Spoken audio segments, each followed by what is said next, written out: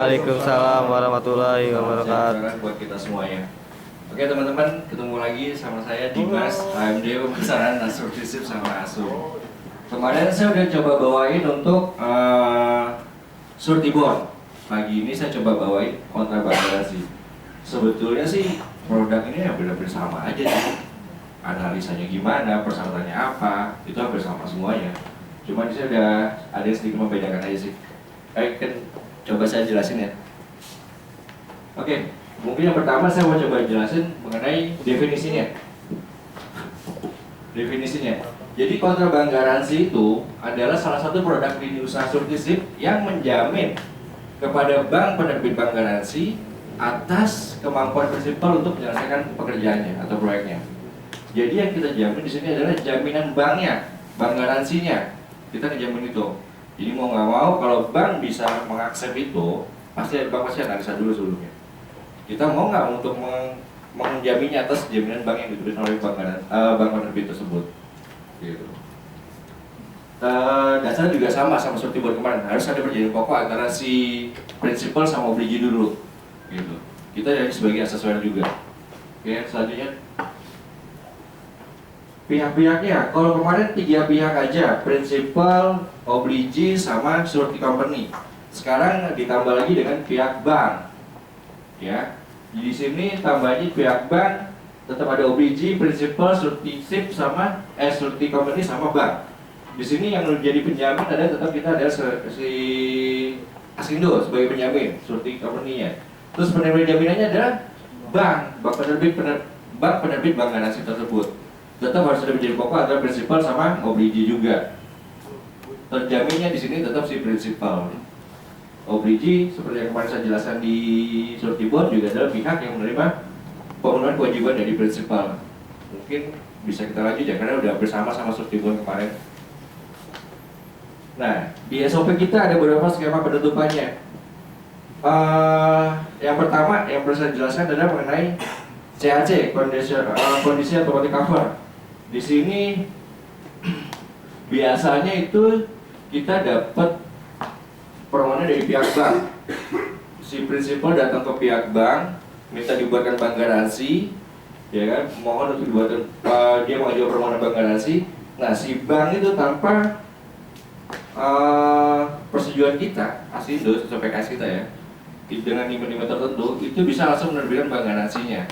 Nanti dia langsung setiap bulan ada deklarasi untuk diterbitkannya kontra bank garansi untuk menjamin atas bank garansi yang diterbitkan oleh si bank selama jangka waktu periode tertentu. Biasanya setiap 1 bulan lah, sebulan sekali mereka deklarasi ke kita bahwa mereka sudah menerbitkan bank garansi atas nama PT ABC sampai berapa, itu dikirim ke kita, kita otomatis cover langsung untuk membuatkan kontra bank garansi ya, tanpa izin prinsip segala gitu. Itu untuk CAC. Mungkin ada pertanyaan dulu sebelum lebih lanjut. Kalau kita di SOP kita, CAC itu banyaknya rata-rata untuk nilai penjaminan maksimal 500 juta. Gitu. Cuman sekarang ada kebijakan baru di kantor pusat, itu untuk CAC semuanya itu hampir ditiadakan di perjanjian kerjasama kita sama bank. Karena apa? Ternyata banyak bank yang karena merasa udah di cover, udah dijamin sama Askrindo pakai kontranya. Jadi semua kontraktor mau baik mau jelek semuanya diterbitkan bank garansinya. Akhirnya kita banyak kejeblos di situ. Rasio tinggi di CAC-nya malah. Karena mereka merasa nggak perlu dimitigasi lagi, udah ada asuransi gitu. Itu lagi kita bukan kita. Dulu pas di kantor pusat lagi evaluasi perjanjian kerjasama sama bank-bank yang ada CAC-nya. Sekarang hampir udah nggak ada lagi CAC. Gitu. Untuk yang selanjutnya, next. Cash by cash itu di sini bedanya sama CAC, pihak bank yang menerbitkan bank garansi harus izin dulu sama kita. Kita berhak untuk menganalisanya dulu, dan kita berhak untuk menolak atas permohonan dari prinsipal kepada pihak bank. Gitu. Kita analisa dulu kelayakannya, limasennya, mampu nggak nih prinsipal untuk mengerjakan proyek tersebut, ada nggak uangnya, kompeten nggak SDM-nya, gitu. Dan kita bisa nggak kira-kira akses penutupan tersebut. Kalau kita nggak bisa, kita bisa juga untuk menolak, berhak untuk menolak juga. itu case by case. Setelah kita analisa permohonan di prinsipal ke bank mengajukan kepada kita atau prinsipal mengajukan kita analisa dulu, kita accept dengan mitigasi-mitigasi yang kita berikan kepada mereka. Pihak bank lihat atau perawat izin prinsip kita setuju nggak, bro? Ternyata kita disuruh mengagumkan cash collateral berapa persen gitu segala macam, bank bisa nolak juga. Gitu. Cukup jelas nggak kira-kira? Sebenarnya hampir sama sebenarnya sama surat tibuan yang kemarin saya jelasin panjang lebar kemarin. Jelas Gus. Ada pertanyaan? Enggak. Bagas. Pak Agas? Kalau nggak ada yang nanya, lebih baik nanya, Mas. Gitu Pak ya? Iya, boleh. Boleh Pak ya? Bagas katanya terus. Ya udah, kita next dulu deh. Boleh ke sorry. Yuk. Mas, mungkin dengan nomor 3 itu yang disebutkan bahwa penerima jaminan menerbitkan bank garansi sesuai dengan manual kredit perbankan dan perjanjian kerjasama kontra bank garansi antara penjamin dan penerima jaminan jika ada. Artinya tidak selalu harus ada PKS ya, Pak Dimas ya? Atau Case by case secara ya? case by case mungkin Case by case iya Pak? bisa ya? Bisa Pak. Jadi kadang-kadang kita kan nggak ada perjanjian kerjasama dengan pihak bank, pihak mitra perbankan. Ternyata mereka si prinsipal kita biasa pakai bank tersebut. Kita bisa aja mengajukan ke bank tersebut bahwa si prinsipal ini loh ada permohonan untuk penerbitan bank garansi, kita siapkan kontranya, kita udah siap jamin nih untuk proyek ini. Kira-kira bank kalau udah dikasih kontrak kan resikonya udah hampir nggak ada, udah dilimpahkan ke kita kan gitu. Jadi otomatis si bank bisa-bisa aja dengan syarat dia menyetujui dengan izin prinsip yang kita terbitkan dengan syarat yang kita tentukan. Tapi itu sepanjang ada prosedur dari kantor pusat ya, gimana tadi Mas? Iya Pak. Itu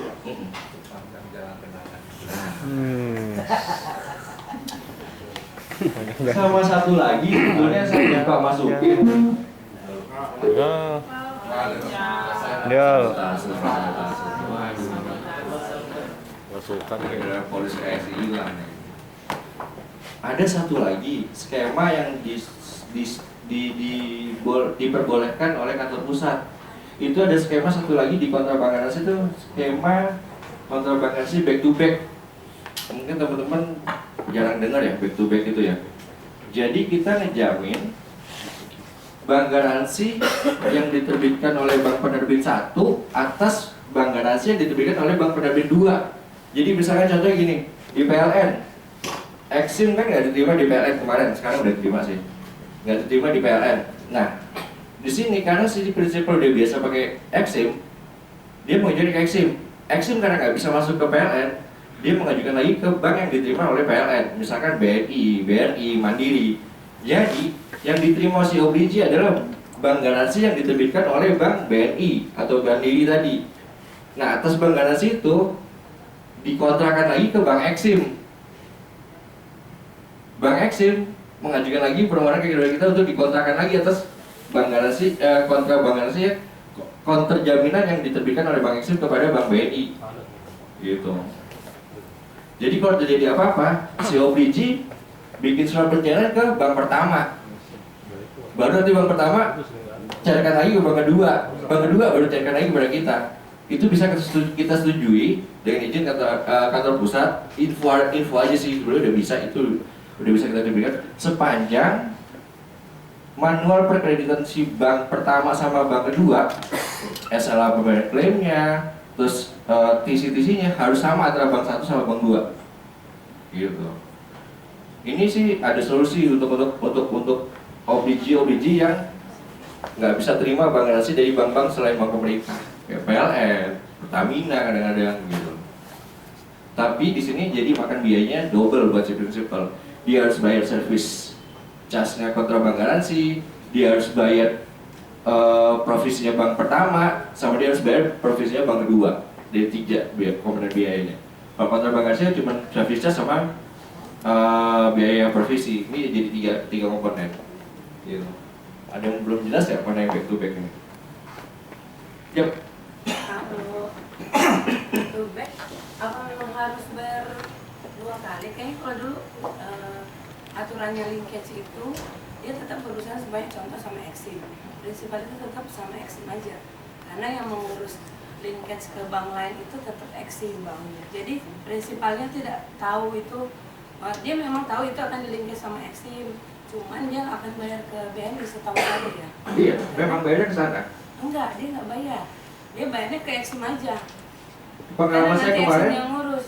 pengalaman saya kemarin ada untuk terbit di Bayar. Indosemen atas nama Dale Engineering Construction.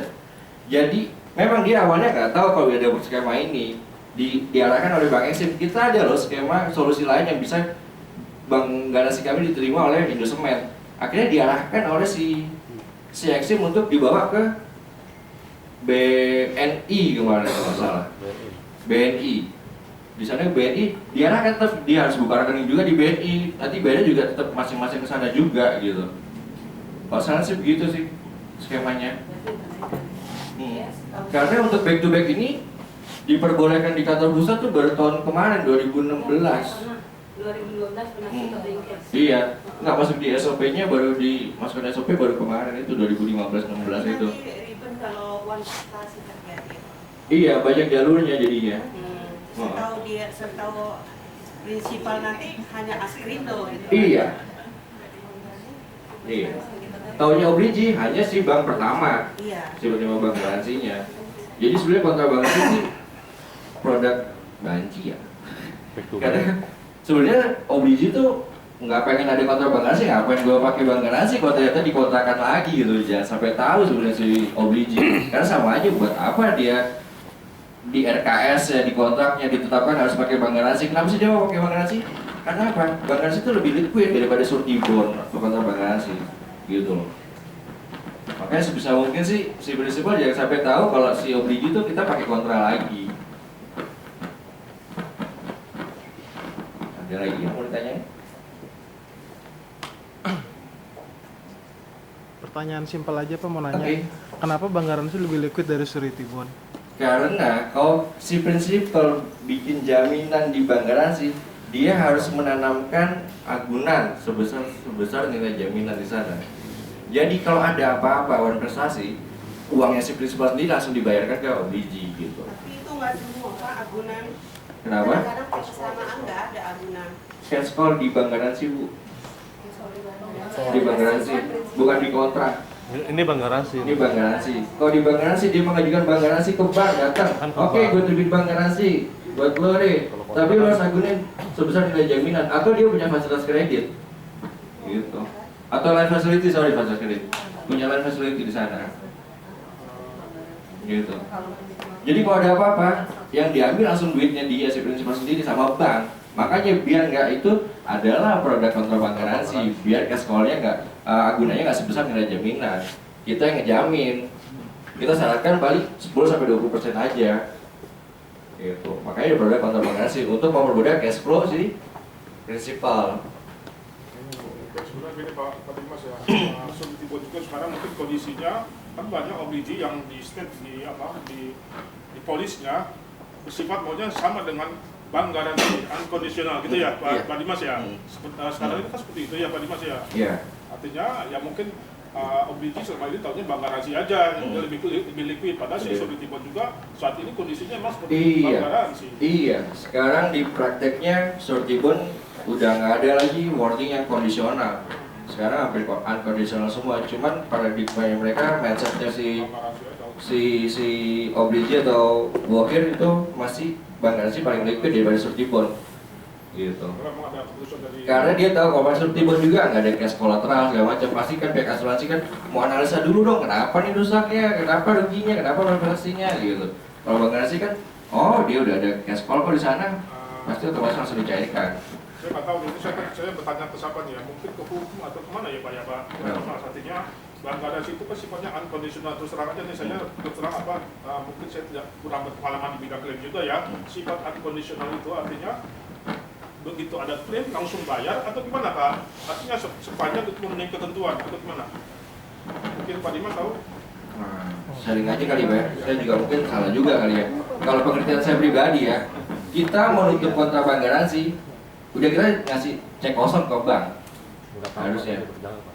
Enggak, prinsipnya sih begitu, unconditional. Pasti bank ada apa-apa dan dia langsung bayar, karena ada beberapa case yang dispute juga, banyak ini mereka harus bayar dulu sih. gitu, karena mereka juga masalah NPL segala Oke, macam. Pak. Saya kasih masukan. Sebenarnya yang dimaksud unconditional itu adalah artinya tanpa syarat. Iya. Jadi artinya tanpa ada syarat apapun dia harus cair gitu. Makanya kerjasama kita dengan bank-bank yang baru ini, khususnya bank-bank pemerintah, dia mempersyaratkan adanya penempatan dana. Pak, jadi deposit, benar Pak? Deposit. Jadi Sehingga kalau nanti terjadi klaim, dia itu dapat harus langsung. lanjut. Nah itu karena dia dibilang liquid, karena dia dapat langsung ke rekening kita. Artinya bahwa klaim yang dia bayarkan, yang diajukan ke bank, bank bayar, terus kita juga bayar secara otomatis gitu. Benar Pak? Makanya disebut liquid itu, proses pembayaran cepat. Jadi unconditional itu tanpa syarat sebenarnya istilahnya. Tapi gini deh, mungkin kita perlu ngundang tim klaim pusat Pak. Karena gini, ini kan asuransi Pak, jaminan. Ada kontrak yang sebelum dijanjikan. Apa yang dijaminkan? Bukan prestasi. Nggak juga ujuk-ujuk gini Pak, mentang-mentang tanpa syarat. Langsung bayar. Iyalah, nggak makanya gini, biar fair kita mendingan undang Pak. Karena sepengetahuan saya Pak Mas dulu Ada penyebabnya dulu Pak. rapat-rapat juga mengenai mengenai pengertian unconditional itu masih jadi perdebatan gitu loh ya. Artinya nggak ujuk-ujuk lah begitu ada klaim langsung dibayar. Maksudnya kondisinya gini Pak, pada saat kita simpan duit di bank Kalau itu, bank mungkin lihatnya langsung bayar, tapi Enggak. kalau kita kan mungkin kalau sebagai kepastian asuransi bayar itu- pasti, tapi nanti penyebabnya dulu Pak. Gak bisa Pak yang namanya unconditional walaupun itu Harus bayar Pak. Iya, kita tetap bayar. Jadi makanya setiap ada permohonan kontra bank garansi, kita harus analisa benar-benar. Kalau kita udah mau masuk ke situ, ya udah kita terima konsekuensinya nanti gitu.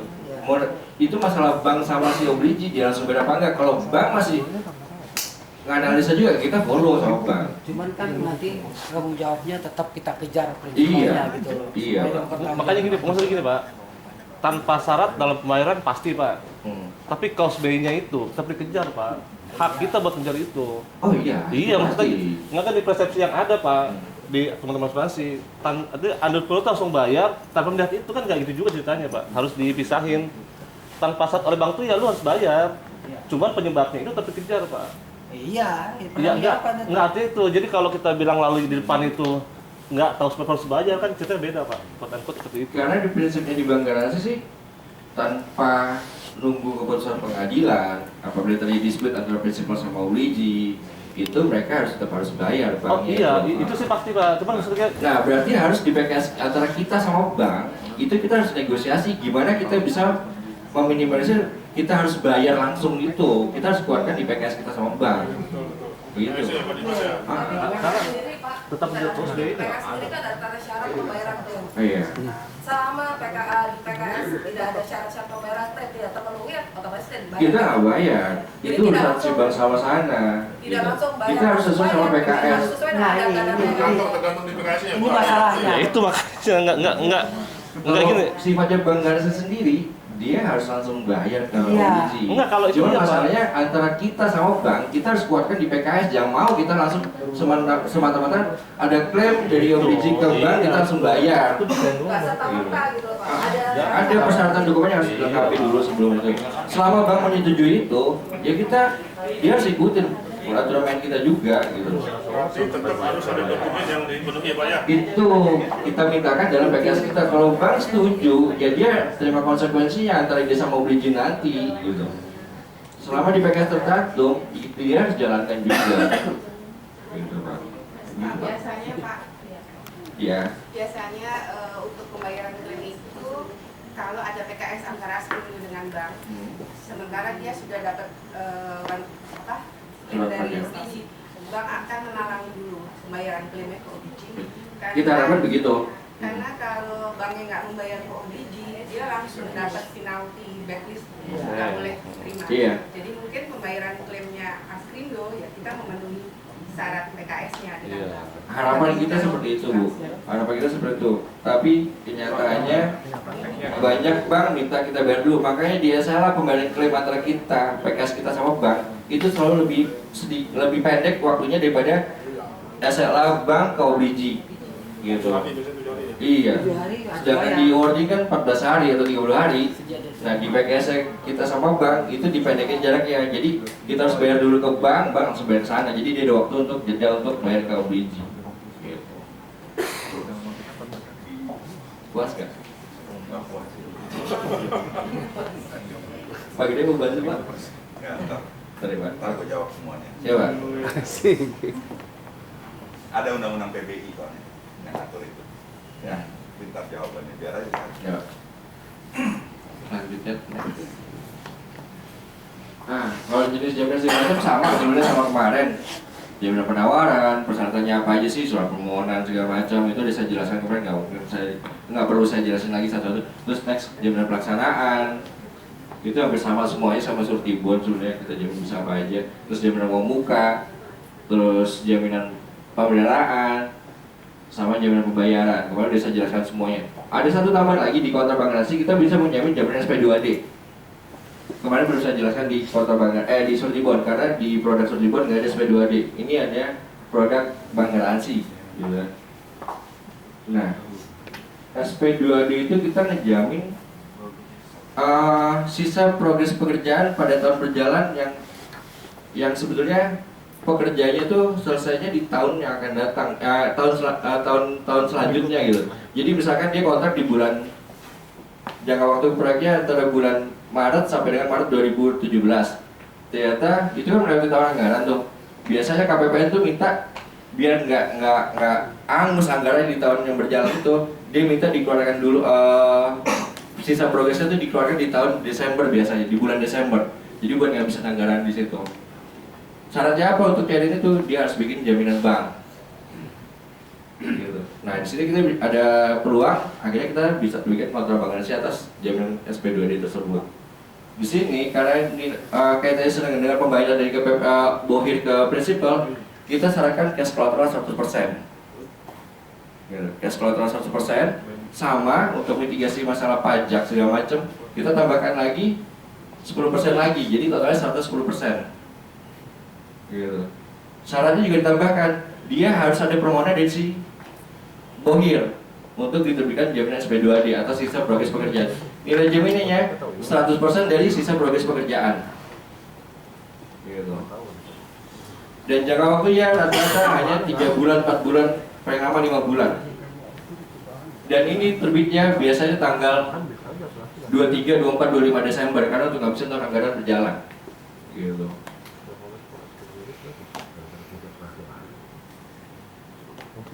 Di SOP kita bisa jamin SP2D ini apabila progres pekerjaannya itu minimal sebesar 70%. Kalau masih kurang, itu agak sulit karena kita estimasi dia untuk menyelesaikan pekerjaannya gimana. Kalau masih tinggal waktu 3 bulan kok masih 50% gitu. Terus kita harus tahu juga gimana dia rencana penyelesaian pekerjaannya ke depannya gimana, jangan sampai cair, jangan sampai itu pada saat jatuh tempo jangka waktu selesai dia belum selesai pekerjaannya. Kita harus tahu tuh, misalkan kalau pengiriman barang, kita harus tahu barangnya dikirim dari mana, terus kapan kira-kira sampai di sini, terus kapan kira-kira disampaikan ke pihak si obliginya. Gitu. Pak, yep. Diskusi aja Pak. Yep. Pola SP2D itu apakah ini saya nggak tahu lah, apakah memang OJK udah melegalkan hal tersebut, satu Pak.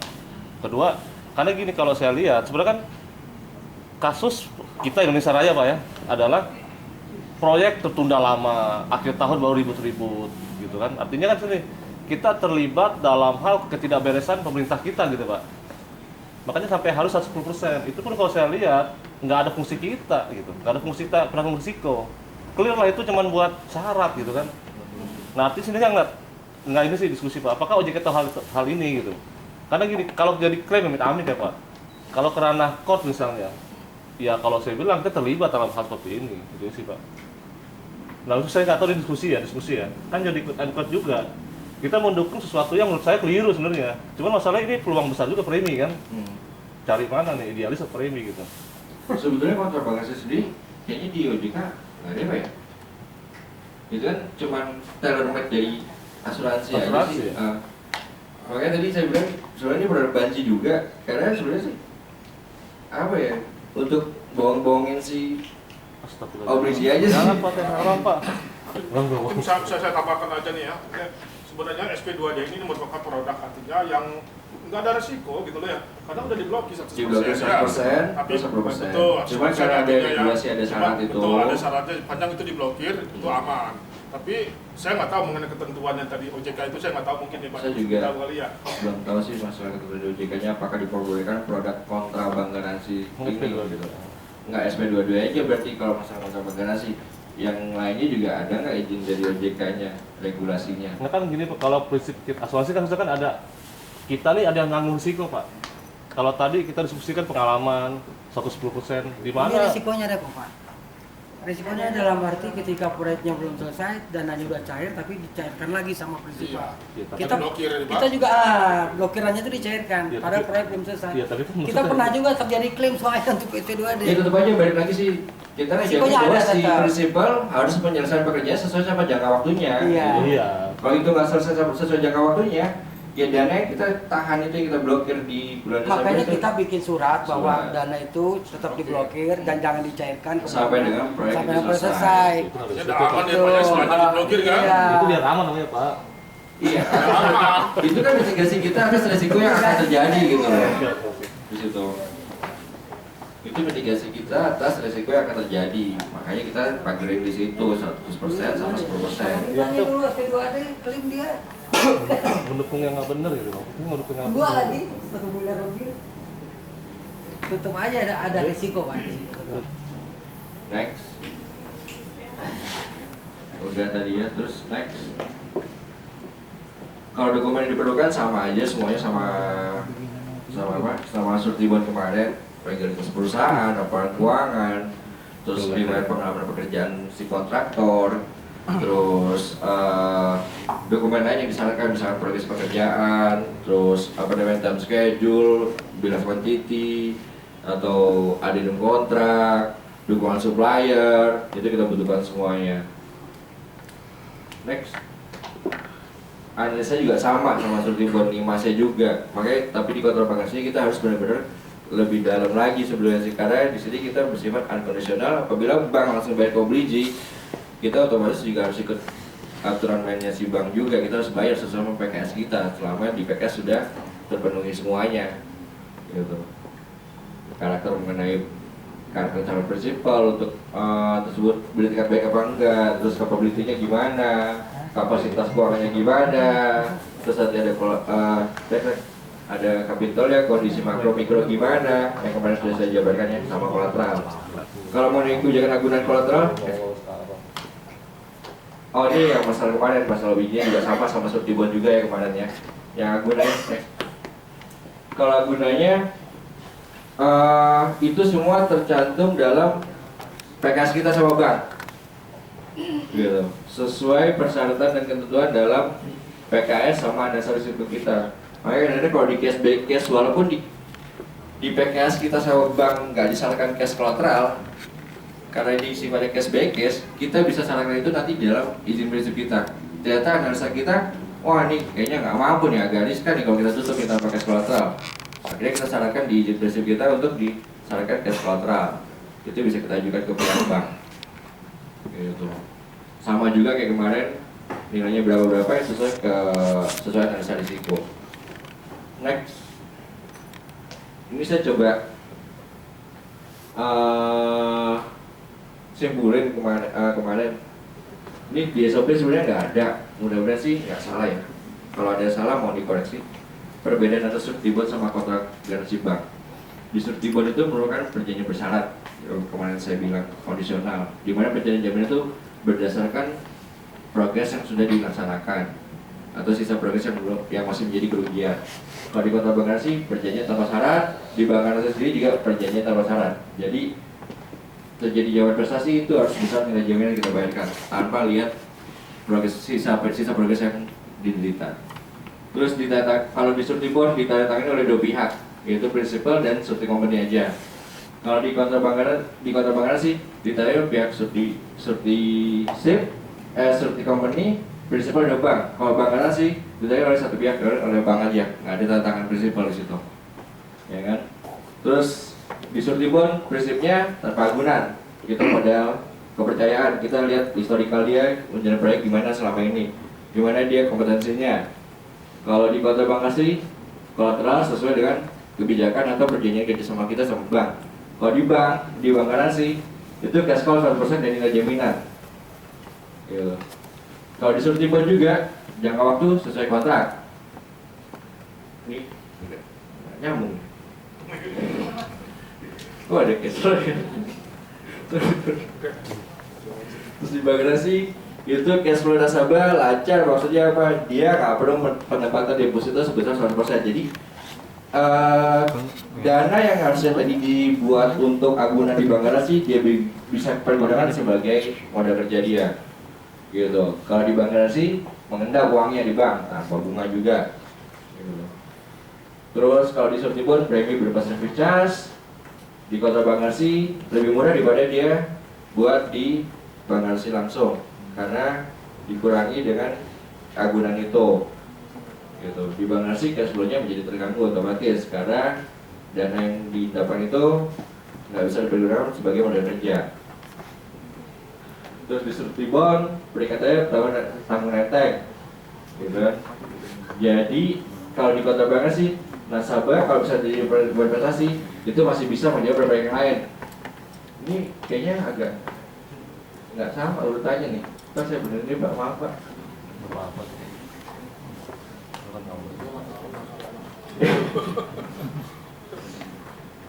Terus Surtibon mempunyai hak tuntut kepada prinsipal untuk recovery-nya.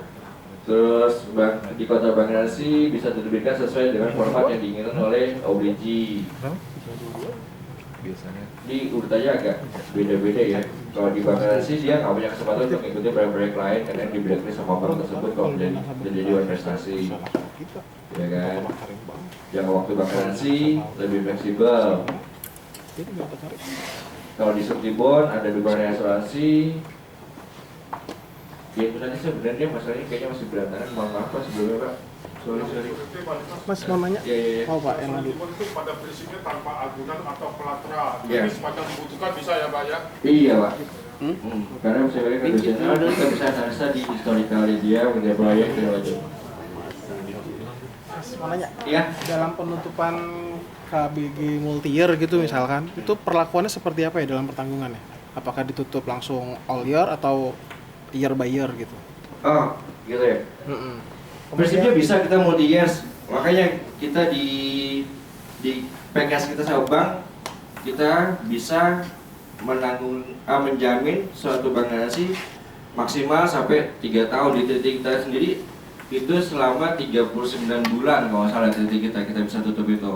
Tidak sesuai sama kontrak yang dikerjakan. Kalau di luar itu kita bisa fakultatif segala macam. Dan rate-nya juga sesuai sama jangka waktunya.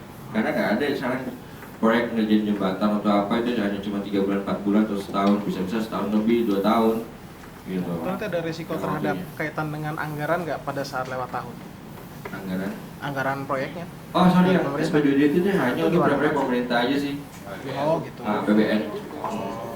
Kemudian dalam analisa multi year itu ya, dalam menerbitkan polis apakah seharusnya kita itu melengkapi dokumen semua terlebih dahulu termasuk SPKMGR baru menerbitkan polis, atau bisa barter atau bisa nyusul aja SPKMGR? Oh, masalah pemberian dokumen hampir sama Asker yang kemarin dijelasin sama Diki, kemarin Surtibon juga. Kita di sini analisa di awal dulu semuanya, harus lengkap dulu semuanya baru kita bisa terbitkan jaminan. Karena kenapa sih? Ya kita mau ngejamin suatu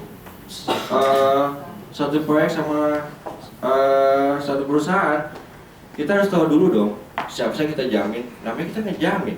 Kita ngejamin apa kalau kita nggak tahu apa-apa tentang dia? Gitu. Jadi kita harus tahu dulu semuanya, kita analisa dalam-dalam, pantas nggak dia kita jamin.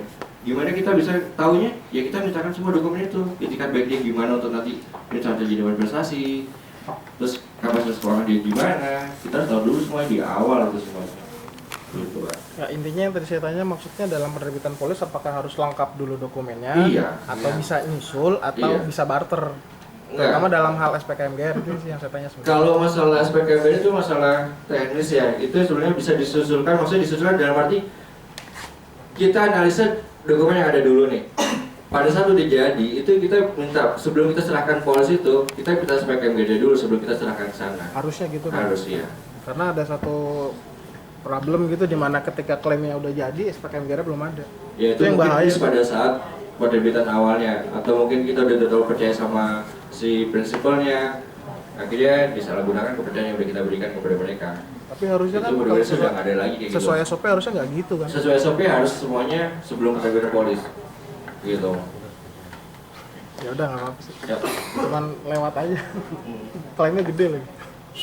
Nah, terhadap yang tadi Montier sebenarnya tertuang dalam kontrak. Hmm. Di kontrak itu apakah ditentukan bahwa jaminan itu full sekaligus selama 3 tahun atau bisa di cover 1 tahun 1 tahun? Iya, semua tergantung sama kontrak yang Ya. diberikan oleh Subdiji kepada prinsipal. Oh, Kita jadi acunya follow tetap ke semuanya. kontrak. Nah, terhadap yang tadi harus SPKMPR segala macam itu sebenarnya kita bisa fleksibel terhadap prinsipal-prinsipal kita yang sudah existing, udah lama, udah percaya kita, oke lah, nanti menyusul belakangan. Tapi seharusnya sih di depan gitu loh, depan Seharusnya di komplit depan. semua. Karena yang udah ada beberapa Betul, klaim betul, itu Pak. lewat terus SPKM Takutnya nanti ketika kesulitan, Pak. terjadi klaim benar ada Sulit persyaratan dalam yang lagi kurang. recovery Iya. itu susah banget Makanya itu. kita juga di sini administrasi kita juga harus kuat banget mengenai aspek KMR sama dokumen itu. Iya. Gitu. Mungkin yang dulu kelewat, ya insya Allah kedepannya sih nggak akan terjadi lagi. Pas zaman Dimas sih insya Allah enggak ya? Iya. insya Allah. Oke. Iya, iya. Ah, ada lagi. Banyak, saya belum paham tuh Pak yang tentang kontrak bank garansi itu ditandatangani oleh pihak sureti, prinsipal dan bank. Itu maksudnya gimana? Terus yang di bawah juga jangka waktu bank garansi lebih.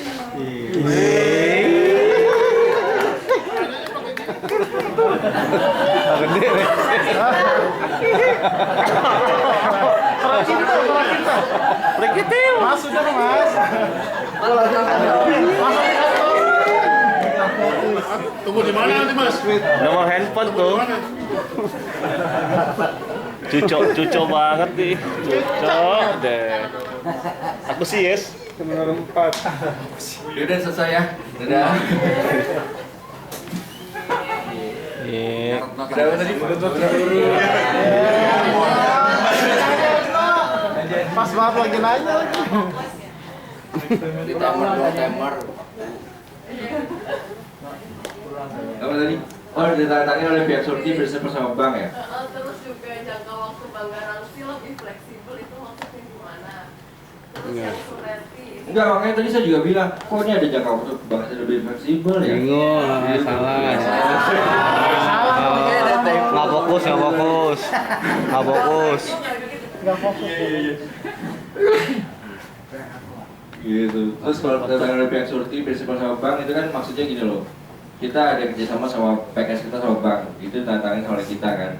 Kita bank, terus kita ada IP juga, itu persetujuan dari si surti company sama prinsipal juga gitu. Nanti itu aja sih baru no. Prinsipal emang boleh tapi kan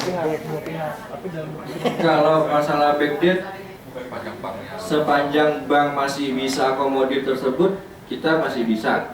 Karena di SOP kita juga nggak dilarang untuk backdate. Ada. Tapi boleh, cuman ada jangka waktunya berapa gitu. Tahun yang sama masalah. Bulan sama ya, bulan sama. Bulan sama. Dan kalau emang ada backdate jauh juga kita bisa kronologisnya gimana, kenapa bisa backdate, alasannya kenapa gitu.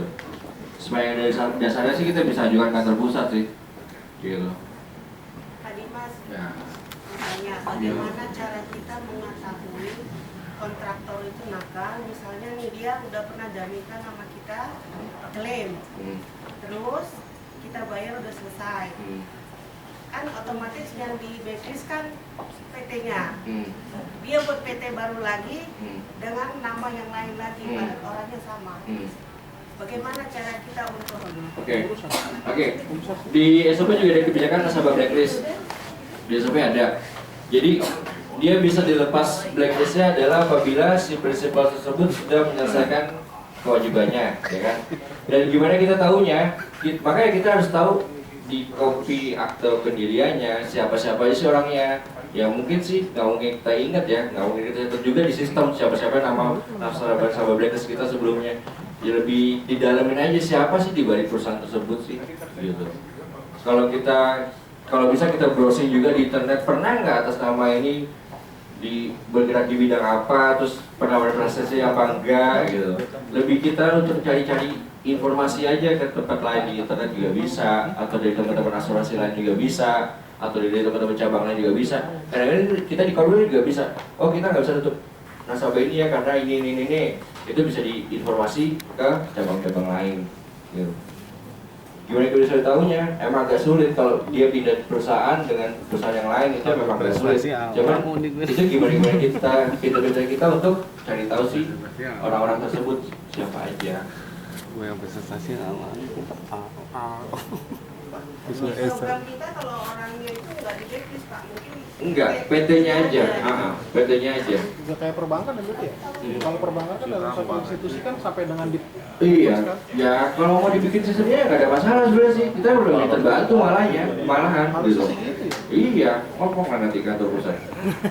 Tapi blacklist itu kan biasanya setelah menyelesaikan kewajibannya kan? Iya. Dalam jangka berapa tahun kan gitu. Tapi ternyata dia belum selesai untuk menyelesaikan kewajibannya, tapi dia udah enggak, maksudnya PT itu juga udah selesai blacklist. Harusnya kalau itu dimasukin ke sistem kita, itu ke blacklist ke seluruh Indonesia harusnya. Karena ada kebijakan nasabah blacklist di kita. Gitu. Kalau di awal udah dimasukin ke dalam sistem bahwa dia belum selesai menyelesaikan kewajibannya, itu otomatis harusnya di cabang-cabangnya udah ada atau nggak bisa buat lagi. Dia sendiri. Gitu. Tapi belum keseluruhan dia klaim di asuransi lain, kita punya akses sana nggak ada, belum ada kita. Karena kan pernah juga kita langsung ke prinsipal, udah beberapa tahun kita tidak tagih itu kan, tapi ternyata udah berjalan kembali jadi. Tapi kita tagih dia udah malah marahan dia, kita udah blacklist kok. Itu blacklist LKPP, lain lagi. Blacklist LKPP Ya, kalau kita belum ada sistem kesana untuk masuk ke blacklist nasional keseluruhan asuransi, AUI segala macam belum. yang tadi dibilang Pak Iwan LKPP Mas, LKPP jadi ada prinsipal, itu kita memang prinsipal lama gitu udah klaim, di kita masih blacklist di kita sistem kita, tapi di LKPP udah enggak dan dia udah on lagi jalan, memang nggak pakai kita lagi udah. Nah pas nagih itu amit-amit banget beneran sampai marah-marah, cuman 4 juta kagak mau bayar. Itu contohnya, itu yang LKPP yang tadi Pak Iwan bilang LKPP. Jadi memang cuma 2 tahun, dia bilang katanya saya sudah dihukum 2 tahun ya, buat apa saya bayar gitu katanya sih. Intinya sih seperti itu. Itu aja pokoknya. Makanya ada SPKGR itu ikatan bahwa sampai ditanya. Iya, cuman memang dia nggak mau pakai kita Pak, katanya sih. Saya bilang ya, kalau Bapak pakai kita lagi, Bapak lebih luas jangkauannya, saya bilang seperti itu palingan. Tapi dia memang nggak mau. Ya, belum masuk Bi. Ya.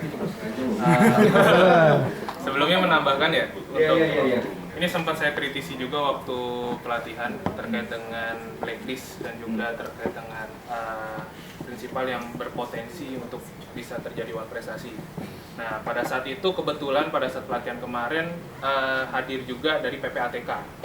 Nah, PPATK ini, makasih. Jadi ada dari teman-teman PPATK menyampaikan, yang pertama ini kalau kita bandingkan produk per produk Pak ya, antara Ascred dengan Bank Garansi atau Surety. Kalau kita bandingkan apple to apple, dua jenis produk ini, nggak apa-apa itu nggak apa.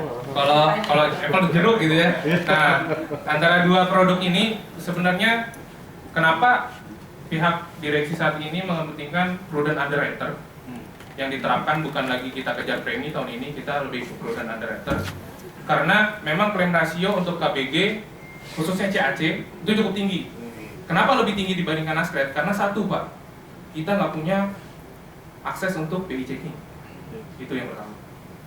Terus sebenarnya bisa saya coba diskusi dengan teman-teman perbankan dan juga pelatih-pelatih dari perbankan di waktu pelatihan kemarin, kita bisa kerjasama dengan bank terdekat untuk dapat mengakses informasi terkait dengan BI checking. Sebenarnya bisa, cuma saya entah bagaimana kondisi perjanjiannya dan bagaimana bentuk kolaborasi antara kita dengan pihak bank terdekat. Mungkin itu bisa dirumuskan nanti di kantor pusat. Lalu yang kedua itu melalui list blacklist PPATK. Nah, list blacklist PPATK ini melalui, nah saya coba tanyakan dengan rekan kita yang dari PPATK, apakah semua orang bisa mengakses portal tersebut untuk mengetahui daftar blacklist? Ternyata tidak bisa. Lalu solusinya seperti apa? PPATK itu mempunyai kerjasama dengan salah satunya, alhamdulillahnya kantor kita punya bidang kepatuhan. Nah, jadi kita harus terus update ke ke rekan-rekan kita di kantor pusat, terutama di bagian kepatuhan. PPATK akan selalu mengupdate terus setiap bulannya nama nasabah apa aja yang di blacklist atau bahkan itu kemungkinan nama-nama yang terjangkit korupsi atau pencucian uang. Nah, di situ kita bisa lihat. Cuman bagaimana itu lagi kembali lagi ke kita. Apakah kita mau terus follow up kondisi updating itu? Karena kita kalau kita personal pribadi, kita nggak bisa akses langsung ke portal tersebut. Jadi PPATK hanya melalui bagian-bagian kepatuhan terutama di BUMN.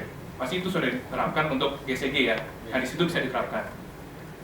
Terus terkait dengan prudent underwriter juga, ini juga sebenarnya kemarin sempat kita bahas terkait dengan menambahkan Pak ya sedikit ya, terkait dengan persyaratan yang kita. Sebenarnya analisa 5C ini sudah konvensional Pak di bank.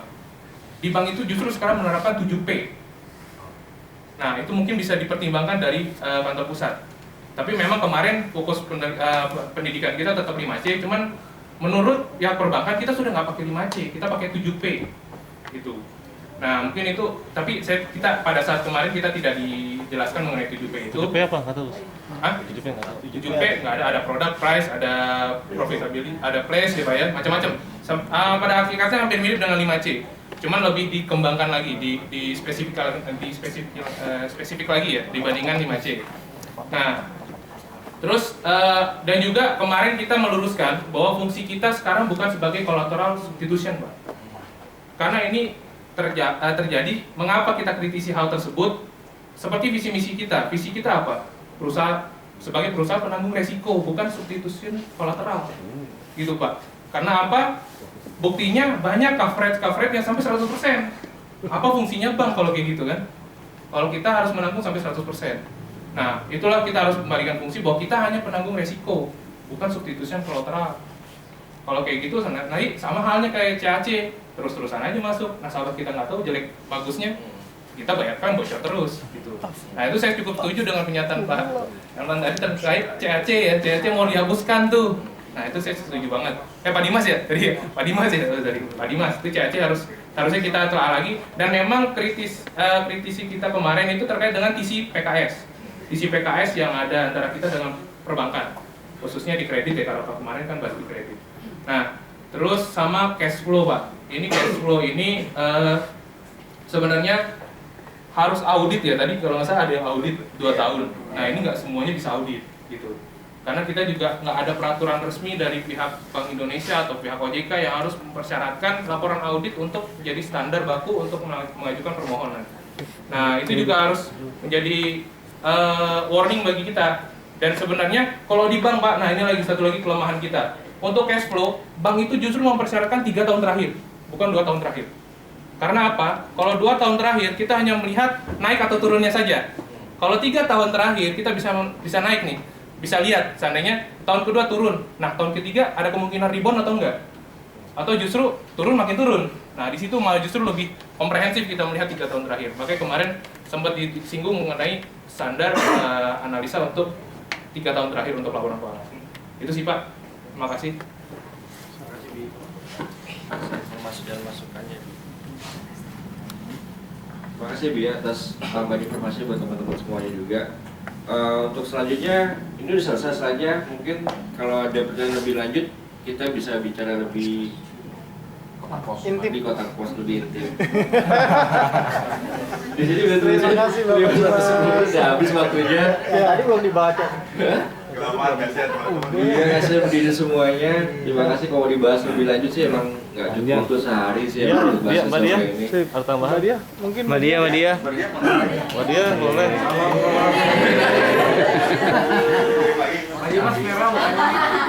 Tambah dikit Pak Dede. Saya tertarik dengan yang disampaikan Pak Habibie. Mungkin karena Pak Habibie ini kan pendalamannya 1 bulan ya. Saya rasa analisa kredit 1 bulan tidak diragukan lagi. Makanya saya berharap sih nanti Pak Habibie sharing lah sama kita teman-teman. Karena saya juga kemarin nggak tahu apa aja sih modulnya tuh. Nah, makanya nanti Pak Habibie kalau bisa ya sharing aja nanti bagi teman-teman modelnya itu apa. Pak Habibie bagi teman-teman analis yang toh juga nanti teman-teman yang lain juga akan menjadi calon analis karena kan ini organisasi berputar. bisa aja diklaim nanti menjadi underrating, keuangan underrating itu dimungkinkan. Cuman karena memang pendalaman 1 bulan ini memang itu satu hal yang sangat berharga. Dan teman-teman tolong di sharing aja pagi nanti sesinya kita atur aja sesinya. Pak Habibie sama modulnya tolong di komen bagi teman-teman. Terima kasih. Oke, teman-teman, tadi berakhir presentasi dari Pak Dimas. Kalau kalian mau tahu, tahun 2008 saya sudah pernah buat itu presentasi saya. 5P, 5C, 7P sudah ada. Kenapa? Kejadian waktu itu CAC-nya Bank Garansi. Saya pernah protes ke direksi untuk tidak ada CAC Bank Garansi. Dia bilang, siapa lu, anak baru lu, jadi gitu. 2008, ya udah apa-apa silakan aja. Jadian udah sekarang. 2008 saya sudah pikirkan itu. Waktu itu kejadian dengan Bang Riau. CAC 500 juta, saya minta dihilangkan. Ternyata direksi nggak mau dan malah saya dimarahin gara-gara itu.